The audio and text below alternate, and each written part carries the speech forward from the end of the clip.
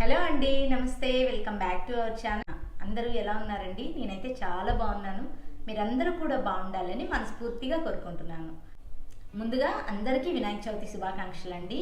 Already అందరూ వినాయక చవితి బాగా చేసుకున్నారు అనుకుంటున్నాను. నేను నా వినాయక చవితిని ఎలా చేసుకున్నాను అనేది ఈ బ్లాగ్లో చూసేయండి. ఇంకా లేట్ చేయకుండా వీడియో స్టార్ట్ చేసేద్దాం. ముందు రోజు నుంచే వినాయక చవితి ప్రిపరేషన్ స్టార్ట్ అయిపోయాయండి. ముందు రోజు నేను పాలవెల్లి కోసం ఒక స్టాండ్ తయారు చేస్తున్నాను అనమాట. ఇంట్లో నాకు పాలవెల్లి కట్టడానికి అంత కంఫర్ట్గా లేదండి. అందుకని 4 వైపులా స్టాండ్ లాగా తయారు చేయించి దాన్ని పెడదాం అనుకున్నాను. ఏదో ఒక చిన్న థాట్ వచ్చింది, అలా చేయిస్తే బాగుంటుంది కదా అన్నట్లు. అందుకని దానికోసం ఇలా కార్పెంటర్ దగ్గరికి వెళ్ళి ఇలా రెడీ చేయిస్తున్నాం అనమాట. పాపం అతను కూడా ఓపిక్గా చేయించాడండి. దట్టు ఆ రోజు సండే అయిపోయింది. ఎవరు ఉంటారో లేదో తెలియదు, కానీ చేసి ఇచ్చాడు ఆయన మాత్రం. చాలా కాస్ట్ కూడా నార్మల్గానే పడిందండి, నాకు అంత ఎక్కువ కాస్ట్ కూడా పడలేదన్నమాట. ఇంకా తర్వాత నేను పూజకు కావాల్సినవన్నీ తీసుకొచ్చేసుకున్నాను. వినాయకుడిని, పత్రి అన్నీ తీసుకొచ్చుకోవాలి కదా, అవన్నీ తీసుకొచ్చి రెడీగా పెట్టేసుకున్నానండి. ముందు రోజే అన్నీ తీసుకొచ్చేసుకున్నాం అనుకోండి, పండగ రోజు హడావుడి లేకుండా ఉంటుంది కదా. మొత్తం లిస్ట్ అవుట్ చేసుకొని ఏమేమి కావాలో మొత్తం తీసుకొచ్చేసుకున్నాను అనమాట. ఈసారి నేను మట్టి విగ్రహాన్ని తీసుకొచ్చుకున్నాను. ప్రతిసారి మట్టి విగ్రహాలే తెచ్చుకుంటాను. ఈసారి నాకు ఎందుకో చాలా ముచ్చటగా అనిపించింది. ఈ విగ్రహం అయితే ఎందుకో చూడటంతో భలే అట్రాక్టివ్గా అనిపించింది అనమాట. అందుకని ఆ విగ్రహాన్ని తీసుకున్నాను. ఇంకా తర్వాత ఫ్రూట్స్ అలాగే పూలు అన్నీ తీసుకున్నాను అనమాట.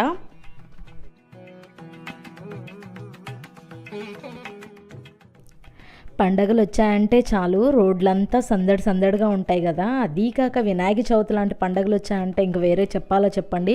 రోడ్డు అయితే అస్సలు ఖాళీ లేదనమాట. నేను కొంచెమన్నా షూట్ చేద్దాం అనుకున్నాను, అస్సలు ఏ మాత్రం గ్యాప్ లేదండి. ఎక్కడ ఫోన్ పట్టుకుంటే పక్కన వాళ్ళు తగిలి కింద పడిపోద్దాం అన్నట్లు ఉందన్నమాట.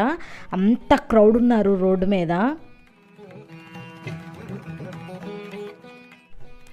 ఇంకా పండగ రోజు ఉదయాన్నే యాజ్ యూజువల్గా అందరి ఇళ్ళల్లో లాగానే నేను కూడా పసుపు పూసేసుకొని ముగ్గు పెట్టేసుకున్నానండి. గడపలకి అలాగే ఇంటి ముందర ముగ్గు పెట్టేసుకున్నాను.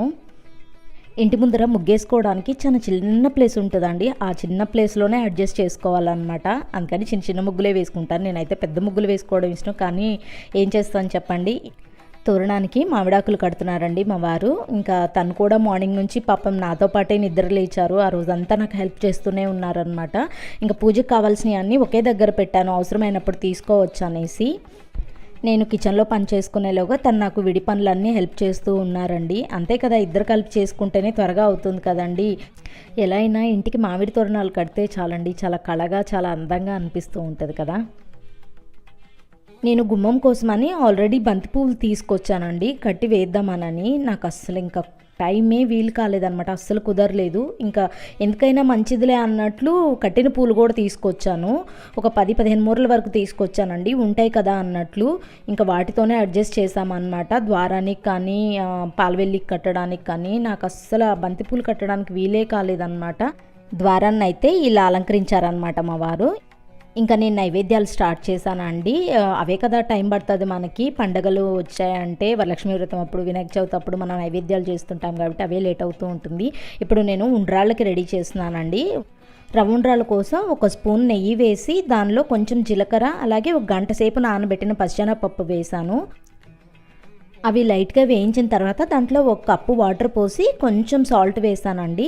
ఇది బియ్యం నూక అన్నమాట. బియ్యం నూకతో చేస్తున్నాను ఉండ్రాలు. ఒక్కొక్కరు ఒక్కొక్కలా చేస్తుంటారు కదా, నేనైతే బియ్యం నూకతో చేస్తున్నానండి. ఇలా ఇంకా మనం ఉప్మా చేస్తాం కదా, అలాగే ఇంకా అలా కలిపేసేసుకొని దాన్ని కొంచెం గట్టిపడేంత వరకు ఉంచుకోవాలన్నమాట. ఇలా పూర్తిగా గట్టిపడిన తర్వాత దాంట్లో 1 స్పూన్ నెయ్యి వేసేసి మూత పెట్టేసి పక్కన పెట్టుకోవాలి. ఈ లోపు ఆ రవ్వంతా బాగా మగ్గిపోతుందండి. ఇవన్నీ ఉండ్రాళ్ళు, మళ్ళీ కుడుములు, మోదక్స్ ఇవి చేస్తున్నాను అనమాట. ఇవన్నీ ఒకేసారి నేను ఆవిరికి పెట్టుకోవచ్చు అని అన్నీ చేసి పక్కన పెట్టుకుంటున్నాను అనమాట. ఇప్పుడు రవ్వ ఉండ్రాళ్ళకి అయిపోయింది. తర్వాత నేను మోదక్ కోసం తయారు చేస్తున్నానండి. 1 కప్పు వాటర్ పోసేసి దాంట్లో కొంచెం నెయ్యి అలాగే రుచికి సరిపడా సాల్ట్, కొంచెం షుగర్ వేసేసి ఇలా రోల్ బాయిలింగ్ అయ్యేటప్పుడు బియ్యం పిండి వేస్తున్నాను. మా పొడి బియ్యం పిండేనండి ఇది. బియ్యం పిండి వేసేసి ఇలా కలిపేసుకోవాలన్నమాట. దీనికి బియ్యం పిండి వాటర్ ఈక్వల్ క్వాంటిటీ తీసుకోవాలండి. 1 కప్పు బియ్యం పిండి అలాగే 1 కప్పు వాటర్ తీసుకున్నాను. కలిపేసేసి అది కూడా మూత పెట్టి పక్కన పెట్టేసుకున్నాను. ఇప్పుడు మోదకాలకి స్టఫింగ్ కోసం రెడీ చేస్తున్నానండి. స్టఫింగ్ కోసం ఒక 2 స్పూన్స్ నెయ్యి వేసుకొని దానిలో 1 కప్పు పచ్చి కొబ్బరి తురుము వేస్తున్నాను. దీన్ని కొంచెం లైట్గా ఫ్రై చేసుకోవాలన్నమాట. అరోమాటిక్ స్మెల్ వస్తూ ఉంటుంది. అప్పటి వరకు ఫ్రై చేసుకొని దానిలోకి ఒక 3/4 కప్పు వరకు బెల్లం తరుగు వేసుకున్నానండి. మీరు కొంచెం స్వీట్ ఎక్కువ కావాలంటే ఇంకొంచెం ఎక్స్ట్రా అయినా యాడ్ చేసుకోవచ్చు. మేము లైట్ స్వీట్ తింటాం కాబట్టి సరిపోతుంది మాకు. బెల్లం మొత్తం మెల్ట్ అయిపోయి కలిసిపోతుందండి కొబ్బరితో. తర్వాత దానిలోకి నట్స్ వేసాను అనమాట. డ్రై ఫ్రూట్స్, జీడిపప్పు, బాదం పప్పు ఇలా చిన్న చిన్న పీసెస్గా కట్ చేసి వేసాను స్టఫింగ్కి. ఇంకా అలాగే దానిలో కొంచెం ఇలాచీ పొడి వేసేసి స్టవ్ ఆఫ్ చేసుకోవడమేనండి. ఎక్కువసేపు చేసామంటే గట్టి పడిపోతుంది అనమాట ఈ స్టఫింగ్ అనేది. ఈ స్టఫింగ్ కూడా చాలా రకాలుగా చేస్తుంటారండి. నేనైతే ఈసారి ఇలా చేశాను అనమాట, కొబ్బరితో స్టఫింగ్. తర్వాత కుడుములకి రెడీ చేసుకుంటున్నానండి. కుడుముల కోసం ఒక గ్లాస్ వాటర్ పోసేసి దాంట్లో కొంచెం నానబెట్టిన పచ్చెనపప్పు వేసాను. అది కొంచెం ఒక 5 to 10 మినిట్స్ పాటు ఉడికించుకుంటే సరిపోతుంది. మరి మెత్తగా అవ్వాల్సిన పని ఏం లేదండి, కొంచెం ఇలా అయితే సరిపోతుంది. ఇది బాయిల్ అయిన తర్వాత దీనిలోకి ఒక 1/2 కప్పు బెల్లం తరుగు వేస్తున్నాను. మనకి టేస్ట్కి సరిపడా అండి, అంటే మనం ఎంత స్వీట్ తింటామో అంత బెల్లం. నేనైతే 1/2 కప్పు వేసాను, కావాలంటే ఇంకొంచెం ఎక్స్ట్రా వేసుకోవచ్చు. దీనిలోకి ఒక స్పూను కొబ్బరి తురుము కూడా వేసాను. ఇది బాయిల్ అవుతున్నప్పుడు 1 కప్పు బియ్యం పిండి వేసాను అండి. ఇది కూడా పొడి బియ్యం పిండి యూజ్ చేస్తాను నేను ప్రసాదాలన్నిటికి కూడా. ఒకవేళ తడి బియ్యం పిండి యూజ్ చేసుకోవాలి అనుకుంటే కనుక వాటర్ తగ్గించి వేసుకోండి. ఇలా గట్టిగా అయ్యేంత వరకు ఉంచుకొని స్టవ్ ఆఫ్ చేసుకోవడమే. ఇది మోదకాల కోసం రెడీ చేసి పెట్టాం కదా బియ్యం పిండి, అదనమాట. దాన్ని బాగా కలుపుకోవాలండి గట్టిగా. కొంచెం లైట్ వేడున్నప్పుడే బాగా కలిపేసుకోవాలి, లేదంటే క్రాక్స్ వస్తాయి. దానిలో కొంచెం నెయ్యి వేసి ఇలా మెత్తగా ముద్దలాగా తయారు చేసి పెట్టుకున్నాను. ఇప్పుడు దీనిలో నుంచి చిన్న చిన్న బాల్స్గా తీసుకొని మోదకాలు తయారు చేసుకోవాలి. ఒకవేళ మీ దగ్గర మౌల్డ్స్ ఉంటే కనుక డైరెక్ట్గా మౌల్డ్లో పెట్టేసుకోవచ్చు అండి. మౌల్డ్స్ లేని వాళ్ళు ఇప్పుడు వీడియోలో చూపిస్తున్నట్లు చేసుకోవచ్చు. ఇలా బాల్ లాగా చేసుకొని దాన్ని ఇలా రౌండ్గా ప్రెస్ చేస్తూ ఉన్నామంటే ఒక బౌల్ షేప్ లాగా వస్తుంది అనమాట. దానిలో మనం స్టఫింగ్ యాడ్ చేసుకోవడమే. ఇందాక మనం స్టఫింగ్ రెడీ చేసుకున్నాం కదా, అది బాల్స్ లాగా చేసేసుకొని ఇలా మధ్యలో పెట్టేసి దాన్ని ఇలా షేప్లో చేసామంటే మోదకాల షేప్ వస్తుందండి. దాన్ని ఇలా షేప్ రావడం కోసం నేను ఇలా ఒక ఫోర్క్ కానీ స్పూన్ కానీ ఉంటుంది కదా, దాంతో ఇలా ఘాట్లు పెట్టాను అనమాట. అప్పుడు మనకి మోదకాల షేప్ తెలుస్తుంది అనమాట. అన్ని మోదకాలని ఇలా రెడీ చేసి పెట్టుకున్నాను. ఇంకా కుడుముల కోసం రెడీ చేసి పెట్టుకున్న పిండి కూడా చల్లారిపోయిందండి. దానిని కూడా కొంచెం నెయ్యి వేసి బాగా కలిపేసుకొని కుడుముల్లాగా చేసుకోవడమే. కొంతమంది రౌండ్గా చేస్తారు, మళ్ళా పప్పు చెక్కలు చేస్తారు కదా అలా చేస్తారు, కొంతమంది ఇలా చేస్తారు. మేమైతే రెగ్యులర్గా ఇలాగే చేస్తామండి, అందుకని నేను ఇది ఈ షేప్లోనే చేసి పెట్టేసుకున్నాను. అలా మొత్తం అవి కూడా కుడుములు కూడా రెడీ చేసి పెట్టేసుకున్నాను. తర్వాత ఉండ్రాళ్ళు అనమాట. ఉండ్రాళ్ళ పిండి కూడా ఫస్ట్ టైం మనం కలిపేసి పెట్టుకున్నాం కదా, అది కూడా చల్లారిపోయింది. దాన్ని కూడా మెత్తగా ఒకసారి కలిపెట్టేసుకొని ఇలా ఉండ్రాళ్ళు కూడా మొత్తం రెడీ చేసి పెట్టేసుకున్నానండి. ఇంకా అన్నీ ఇలా రెడీ చేసి పెట్టుకుంటే మనకి ఆవిరికి పెట్టడానికి ఈజీ, మొత్తం ఒకేసారి పెట్టేసేయచ్చు అనమాట. మనకు కూడా వంట ఈజీగా అయిపోతుంది. ఇంకా ఇడ్లీ పాత్ర ఉంటుంది కదా, దానిలో మొత్తం ఆవిరికి పెట్టేసేసాను. ఒక 10 నిమిషాలు ఆవిరికి అలాగే ఉంచేసి తర్వాత తీసుకునేటప్పుడు కొంచెం చల్లారిన తర్వాత తీసుకోవాలండి. ఫస్ట్ తీసేసామంటే మెత్తగా అనిపిస్తే, కొంచెం చల్లారిన తర్వాత తీసుకుంటే గట్టిపడి ఉంటాయి కాబట్టి బాగుంటాయి.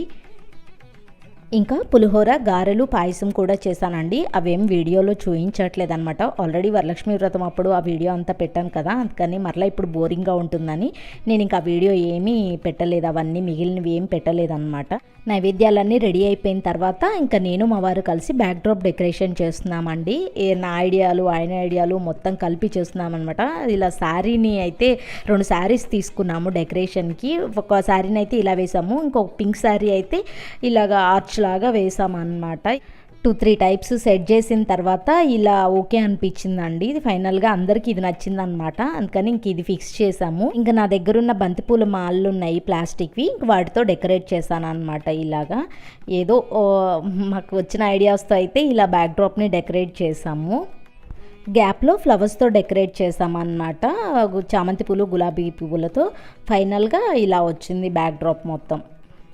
బ్యాక్గ్రౌండ్ డెకరేషన్ ఎలా ఉంది అనేది నాకు కామెంట్ చేయండి నచ్చితే కనుక.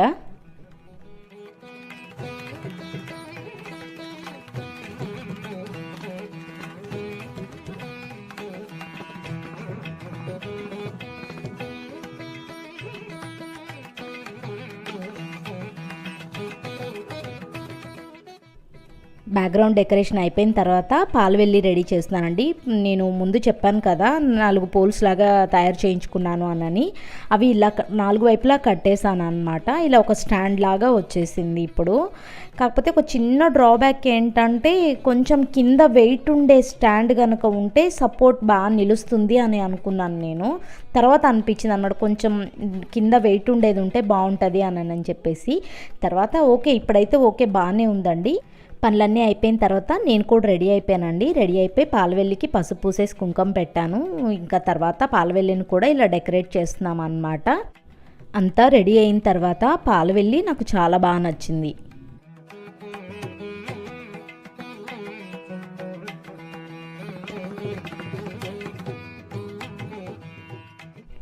వినాయకుడిని పెట్టుకునే పీఠానికి కూడా పసుపు పూసేసి కుంకుమ పెట్టేసుకొని ముగ్గు పెట్టుకొని అలంకరించుకున్నాను.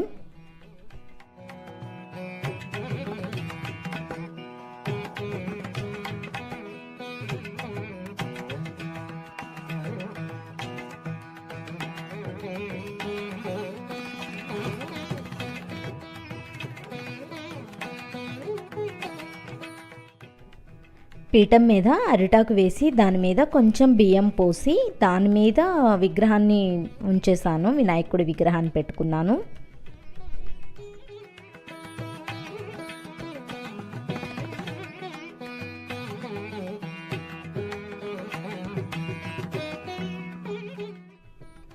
వినాయకుడికి ముందుగా బొట్టు పెట్టుకొని పూలతో అందంగా అలంకరించుకున్నానండి.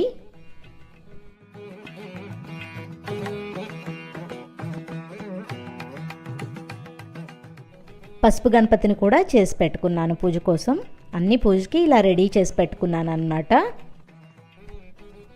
పూజకి అన్నీ కావలసినవన్నీ రెడీ చేసుకున్న తర్వాత దీపారాధన చేసుకున్నాను. ఈరోజు పూజ అయితే పిల్లల చేత చేయించబోతున్నానండి. విఘ్నేశ్వరుడికి ముఖ్యంగా పిల్లల చేత చేయిస్తే వాళ్ళకి విద్యాబుద్ధులు మంచిగా వస్తాయి కదా. ఓం విశ్వనేత్రే నమః. ఓం విరాట్పతయే నమః. ఓం శ్రీపతయే నమః. ఓం వాక్పతయే నమః. ఓం శృంగారిణే నమః. ఓం ఆశ్రితవత్సలాయ. ఓం సర్వకర్త్రే నమః. ఓం సర్వనేత్రే నమః. ఓం బ్రహ్మరూపిణే నమః. ఓం మహోదరాయ నమః. ఓం మదోత్కటాయ నమః. ఓం మహావీరాయ నమః. ఓం మంత్రిణే నమః. ఓం మంగళసుస్వరాయ నమః. ఓం ప్రమదాయ నమః. ఓం జ్యాయసే నమః.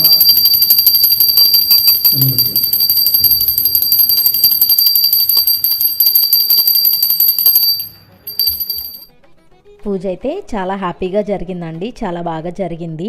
పిల్లలు రెగ్యులర్గా పూజ దగ్గరికి రారు, కామన్గా మనకు తెలిసిన విషయమే కదా. మనం అంటే రెగ్యులర్గా చేసుకుంటూ ఉంటాము. కానీ ఇలాంటి కొన్ని పండగలప్పుడు పిల్లల్ని కూడా కూర్చోబెట్టి పూజ చేయించడం వల్ల మనకి పూజా విధానాలు తెలుస్తాయి. వాళ్ళకి కూడా బాగా గుర్తుంటుంది ఏ పండగలప్పుడు ఎలా చేయాలి అనేది. వాళ్ళు కూడా రేపు ఫ్యూచర్లో వాళ్ళ పిల్లలకి నేర్పిస్తారు.